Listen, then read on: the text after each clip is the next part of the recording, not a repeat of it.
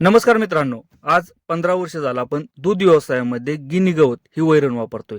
Guinea गवत वैरण वापरत असताना आहे ना मित्रांनो, बऱ्याचशा अडचणी दूध व्यवसायामध्ये येतात. आता अडचणी कोणत्या? गाई हिटवर येत नाही, गाई गाभण राहत नाही, दूध देत नाही, ह्या बऱ्याचशा अडचणी दूध व्यवसायामध्ये येतात आणि ह्या पूर्णपणे आपण सॉल्व्ह केलेल्या आहेत. कोणती गोष्ट आपण दूध व्यवसायामध्ये वापरली गिनी गवताबरोबर ज्यामुळे हे प्रॉब्लेम आपले सॉल्व्ह झालेले आहेत. सविस्तर माहिती आपण व्हिडिओमध्ये देणार आहे. व्हिडिओ हा शेवटपर्यंत बघा. व्हिडिओ जर आवडला तर लाईक करा. चॅनलवरती नवीन असेल तर चॅनलला सबस्क्राईब करायला विसरू नका. नमस्कार मित्रांनो, शेतकरी आणि टेक्नॉलॉजी आपल्या युट्यूब चॅनलमध्ये स्वागत आहे. मित्रांनो, गिनी गवत ही जी वैरण आहे ना, कमी खर्चामध्ये चांगलं उत्पन्न देणारी वैरण आहे. पण काय झालंय की गिनी गवतावरती आता बरेचसे लोक दोष द्यायला लागलेत की गिनी गवतामुळे प्रॉब्लेम येतात. ठीक आहे, असं नाही मित्रांनो गिनी गवतामुळे प्रॉब्लेम येत नाहीत. तुम्ही कोणती पण वैरण वापरा, असं नाही की तुम्ही मकवान वापरलं, मुरघास वापरला म्हणजे तुम्हाला प्रॉब्लेम येत नाही. तर बऱ्याचशा गोट्यांवरती मुरघास वापरून सुद्धा दूध चांगलं देतात, पण रिपीटचा प्रॉब्लेम किंवा गाई हिटवर येत नाही, त्या गाभण राहतात, हे प्रॉब्लेम सॉल्व्ह झालेले नाहीत अजून मित्रांनो.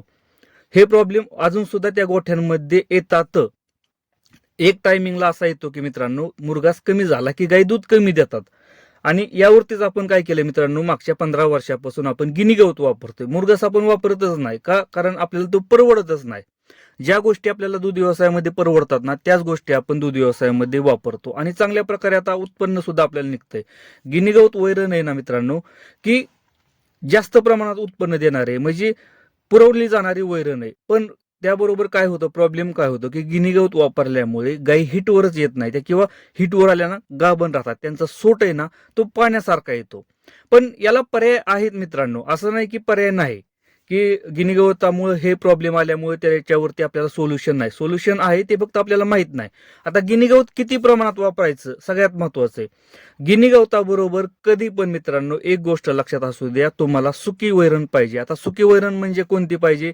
एकतर हिरवा चारा आपला झाला गिनी गवत, सुका चारा म्हणून आपण मका, ज्वारी ह्याचा कडबा मित्रांनो, मक्याचा कडबा, ज्वारीचा कडबा, तुमचा हरभरा असेल किंवा गव्हाचा असेल, जी राहिलेला चोथा असतो आपण तो म्हणतो तो, याच्यापैकी कोणताही मित्रांनो, सोयाबीनचा असेल तर सोयाबीनचा, तुमच्या एरियामध्ये जो सुका चारा अवेलेबल आहे आणि चांगल्या प्रकारे तो तुम्ही वापरायचा आहे. आता याचं प्रमाण किती ठेवायचं लक्षात असू द्या. ओला चारा नेहमी 70% आणि सुका चारा 30% वापरायचा. 70-30.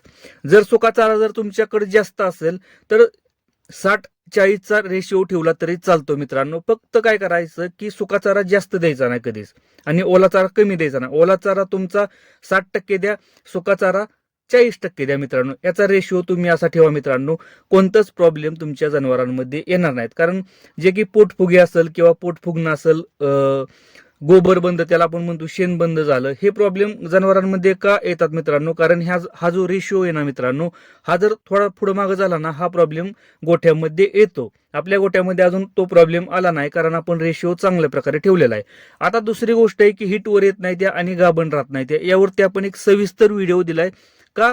कारण मित्रांनो एक गोष्ट लक्षात असू द्या की ज्या टायमिंगला आपण गिनी गवत वापरतो त्या टायमिंगला फॉस्फरस असू द्या किंवा मायक्रो न्यूट्रिशन्स आणि विटॅमिन्स असू द्या, ह्या गोष्टी जनावरांमध्ये कमी पडतात. त्या गोष्टी आपल्याला बाहेरून द्यावे लागतात.